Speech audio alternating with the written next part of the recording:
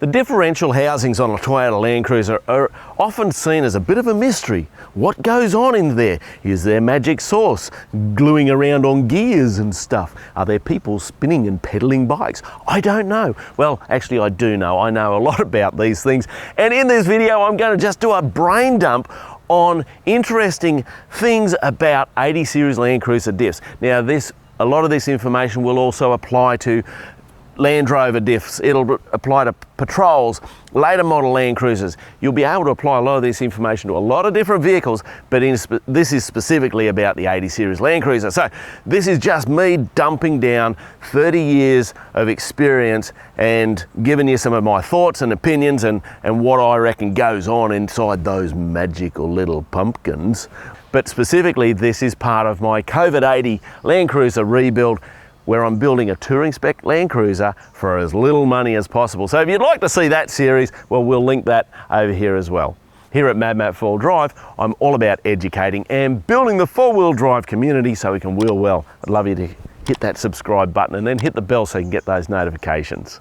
I thought, you know what, I'm going to take you through and show you why I'm going to the trouble of swapping these differentials into there, because there's actually quite a bit involved in that. You see, I've been running these diffs maybe 150,000 kilometres, and over that time I've not only done maintenance and full overhauls on them and that, I've done a bunch of upgrades which I think are well worth doing. And so that's why they're going into there, because those are just stock diffs, and I'm going to keep them for the race car as race, spares sort of thing. So let's just talk about the rear diff first up. There's not a whole heap being done to this, but there's a couple of key things. Firstly, it's got the ARB air locker. Now this is a very, very early air locker, and it was installed in this diff in about 1997, I think it was. So you can't even buy parts for that locker anymore. But it still works. I've had it apart, I've put some O-rings through it, and I've got nitro gears in there. Now here's the thing, these diffs are beefed up in the gear set. They've got nitro gears, but they're geared to 35-inch tyres, so it's a 4.56 ratio, but these are only a 33-inch tyre. Why is that important to me? Well, on the open road, it allows the automatic to find its happy place and really sing along. These motors love about 2,800 RPM. That's where they're in their power band, 28 to 32.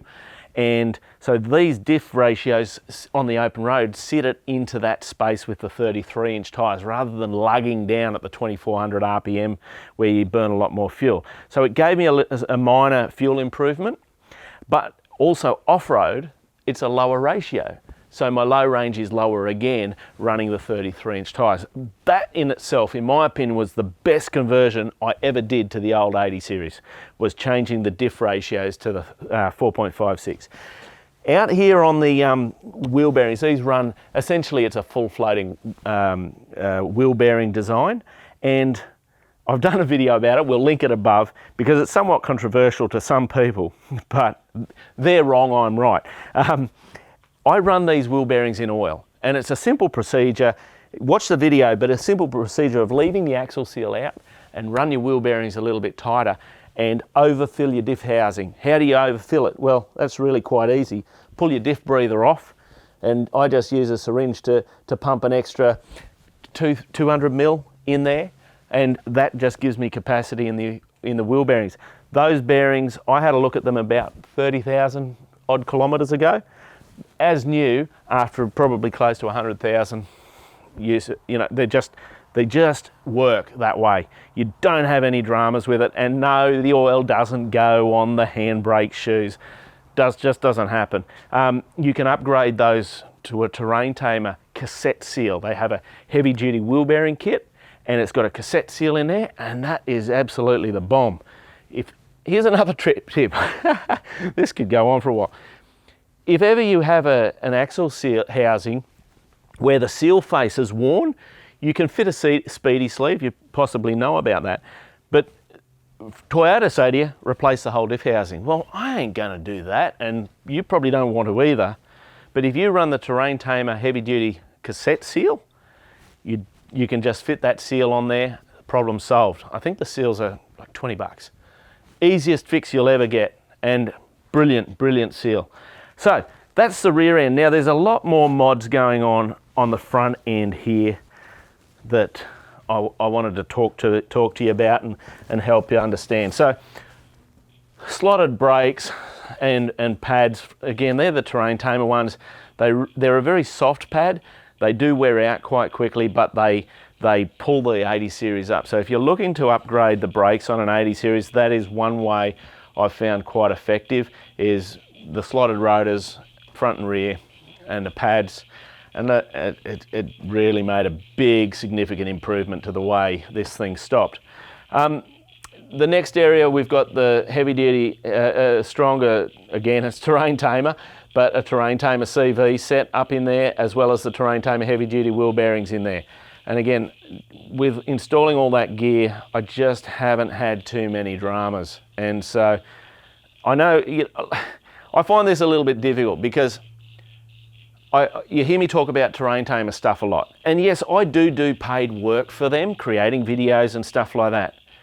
But here's the thing, they make damn good gear that really does work. And so I'm not trying to sell Terrain Tamer gear to you in this video. I'm just telling you what I got.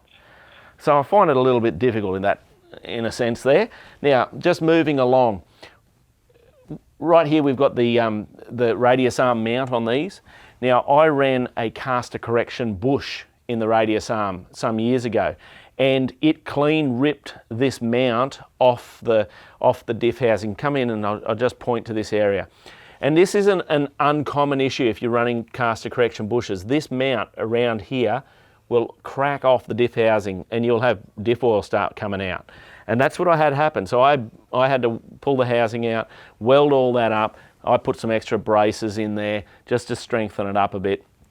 Never had a problem again, but I got rid of the caster correction bushes and I did this washer hole mod here. Now there's a video we've done which explains caster correction and the different methods that you can use, and I'll link that above. So that's got the washer hole mod as a poor man's way of getting caster correction into the front end.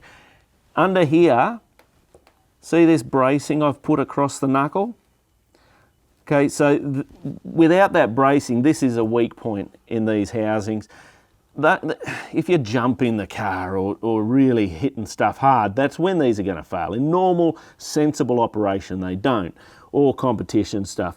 But when I had this out and was doing that repair, I just put these braces under the knuckle here. Now, I know the guys at Superior Engineering sell a kit, so you can just go to their website and buy a kit. And the other guy who does some really good stuff for this is a guy called Benji, Ramped Customs. He's on Facebook. Just check him out. He does a lot of cool stuff as well. So there's a couple of different guys. I just made those up myself though with a grinder and welded them in. Okay, center. Again, we've got that nitro gear in here. The front of this one runs the E-locker. Okay, so air locker in the back, E-locker in the front. Is that sensible? It works, and it's worked for quite a number of years and worked well. I got no complaints about the E-lockers. I flick a switch, it locks up, I go where I want to go. That's how that works. So yes, they do unlock when you're going forwards to going backwards. You've heard that comment made before. Yes, that does happen in the occasional situation. Does it matter? It's never bothered me. I know it happens, you know, but it's never caused an issue. And the Bandera, that's twin E-lockers, and I think it's a big deal that really, unless you're in very, very technical wheeling, which I do technical wheeling, I just don't see it as an issue.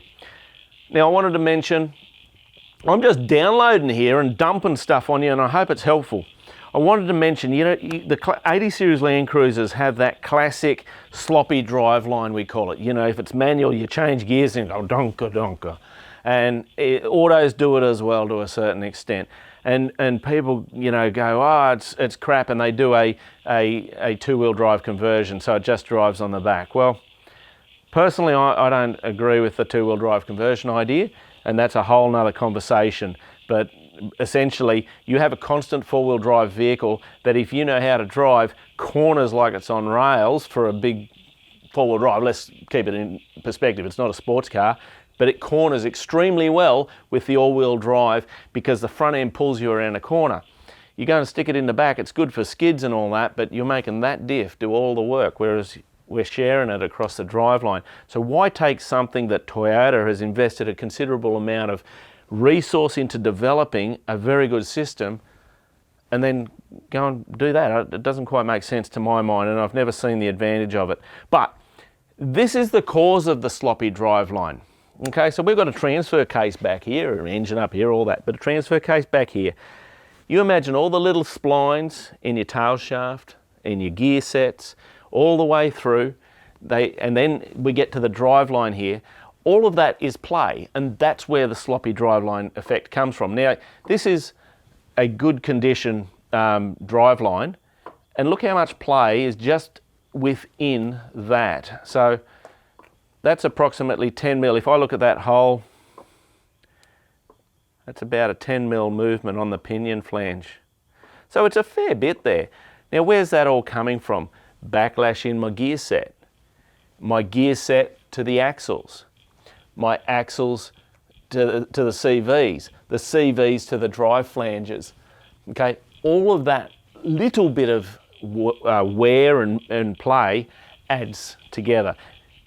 But that play there wasn't evident when you drove the vehicle. It didn't have a sloppy driveline effect of any consequence. I've driven other 80s and it's a real drivable issue. So if you're trying to resolve the sloppy driveline problem, deal with your drive flanges. They will definitely be, there'll be wear in those, and your CVs. But a lot of this other stuff here, it could be a bit of play in your diff. You might want to tighten your diff up and just get a rebuild done on that. Check that your slip joints in your tail shafts are good. So just some thoughts and some pointers there. All right, so you know what? I think we've got to the end of the waffle.